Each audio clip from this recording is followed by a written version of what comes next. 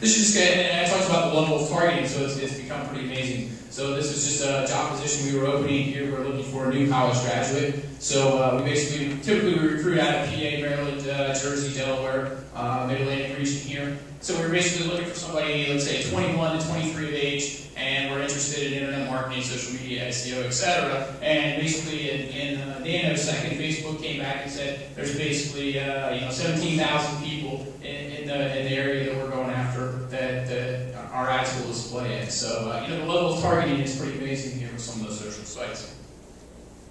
I'm not really going to explain. I think everybody has an email account and understands how email works. Just some of the advantages and disadvantages of email marketing. I think it really comes down to a lot of times is the list, the quality of the list. If you have a great list, you have a lot of subscribers, high quality, people are engaged, that tend to have a very high return on investment. Basically email is very versatile. I mean, you basically control it, and I'm talking about opt-in. We're not talking about buying running lists or spamming or anything like that. So basically, you basically can send out the kind of information that you want, and you can segment too. Maybe I get some business cards here or whatever it would be. We may have a little bit different message than maybe a different kind of conference that we've attended in the past. So, and also the nice thing about email, it tends to be a very low distribution cost. I mean, maybe you're paying a penny, half a cent, those kinds of things to send out the email versus, let's say you're sending something directly via direct mail, you might be paying 50 cents, maybe $1, depends on what you're sending out. So, if we're sending to 100,000 people, we're talking about maybe $500 versus 50,000. So, really low distribution costs. Some of the disadvantages, I would just say it really comes down to the quality of the list. I mean, obviously other things, offers and those kinds of things and how well things are put together make a big difference. But, ultimately it really kind of comes down to the list. And if you haven't started one, it can take some time to build that up. Just some of the nice things. I mean, testing is a great way for internet marketers to live their lives here. Just an example in internet marketing where we basically send 2 different subject lines to 25 different people in each case here. One of them gets a much better click through, and then we send our 10,000 or something like that emails to the subject line that performs better. So it's a lot of nice testing you can do too. This is one that's, I guess, is probably going to pick up a lot of steam in the industry, at least I believe so, and we're putting a lot into it. This is another one that's blurry, and it's easier just to kind of check out the slide deck in another format here. But the idea is basically you have a woman here with some roses and 2 of these, and then there's 2 different, basically, headlines. One's bestsellers, and another one says something else. So the idea is that basically we're displaying 3 different variations of our website. So basically, let's say we were sending 1,000 people to this, we'd send 333 people to version A, 333 people to version B, and 334 people to version C, and then which one actually performs the best. And you can follow all the best practices and stuff, but it's very interesting when you actually start doing some real live testing and actually pulling some things into place. Which one will perform better. And if you have a lot of traffic or you're doing some sort of checkout or lead generation, this tends to be some real low-hanging fruit that you can go after. Also in the tools, which are kind of cut off, there's a great tool. Google is amazing in the free products that they provide, so I'd recommend the Google Website Optimizer to do this. And then there's also a link to, you've got to figure out what you want to test. So they actually have the top 5 elements that you want to test on the website, and those are very important. We want to be testing the right things and getting the max results. And basically the advantages and disadvantages of version 8 optimization. If you have the traffic, it tends probably to be actually the highest return on investment. It's actually, if you think about, let's say I had 2,000 visitors come into my website every day, and then, I basically say, hey, I want to double the amount of leads that I get, or I want to double the amount of business that I get, and I have a 1% conversion rate. I could either say, hey, I need to go from 2,000 visitors a day to 4,000 visitors a day to essentially do that. Or I can say, hey, I need to take my conversion rate, it's the amount of people actually taking the action I want, from 1% to 2%. In a lot of cases, it's a lot easier to go from 1% to 2% versus actually doubling my daily traffic. So it tends to be pretty good.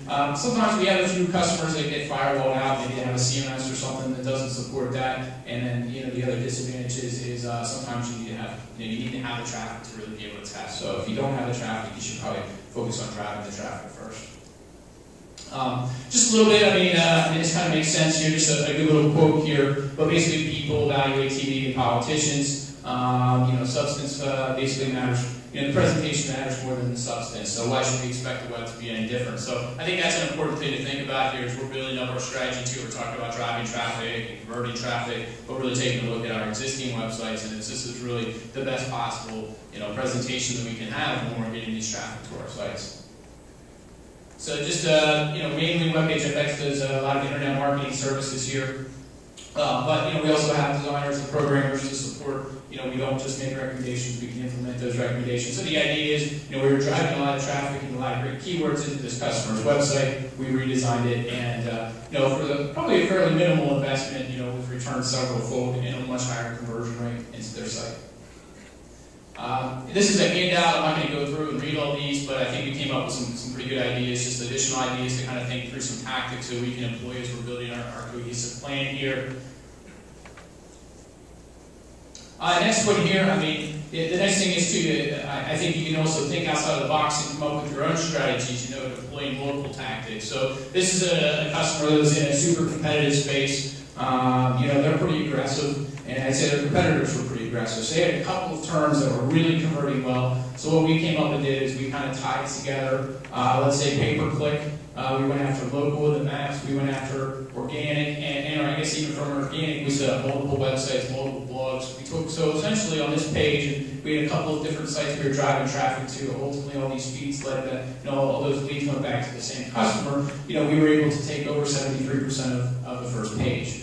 So you can stack these tactics together and kind of come up with a custom strategy. And for this customer, they loved it. Where did the 50% of the results go that they took up? Well, they went to page 2 and are basically invisible. I think the other thing to think about is probably a lot of people have maybe done some of these things on their site right now, or maybe you're already getting, I think everybody probably gets at least a little bit of organic traffic that comes into their website. So I would say the thing is to take a look at, even within a campaign, let's say this is organic search, the idea here is to really segment your traffic out and figure out, even within one of these tactics, you can always segment your traffic and actually figure out. So this is like a bounce rate, and we have a site-wide bounce rate. I think we tend to look at things at a high level, but basically drilling that into that and saying from organic search, what bounce rate do we have per keyword, and then sometimes it's easier to visualize the data when you compare it to the average. So I think as we're kind of pulling this stuff together to build up our strategy here, it's important if you do have some things going on to really examine that data.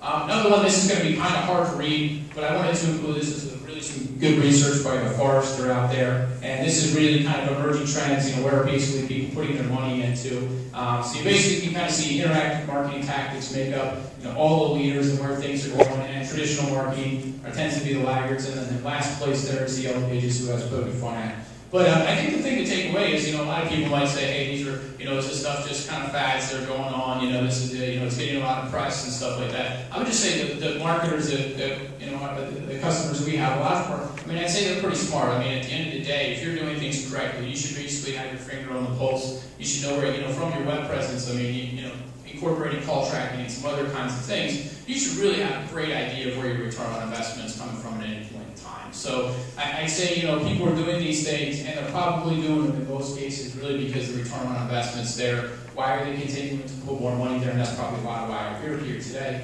But essentially these things are growing, and I'd say the basis for them is a very good return and the message that we're able to get out. This is another one as we're coming into pulling things together here. These are guys who are probably one of the firms that I look up to in the world, probably the foremost authority on search engine optimization. And they kind of break things down into tier 1, tier 2, tier 3. So I wanted to include some of their data here. And then, right now I've been speaking from our experiences and just some general industry type information. So these guys basically rated 2, the same kind of as the way I've kind of seen it for our customers, who I think is probably a pretty good spread, and would be similar to the people that are here in the room here today. So they see conversion rate optimization, tier 1, search engine optimization, email marketing, and if you have a great list, email marketing can be your number 1, in terms of ROI. So this is, we have the triangle here. Tier 1 is kind of at the top. The second tier, and this is just these guys' opinion too, but I'd say they do a good bit of research. Viral marketing, pay-per-click, which we talked about, and affiliate. These kinds of, some of these things would be more relevant to like e-commerce or some of those things. The third tier right now is display, social media, and online public relations. And this stuff can all change very quickly on the web, but this is kind of the breakdown that they have in basically the effectiveness for their clients.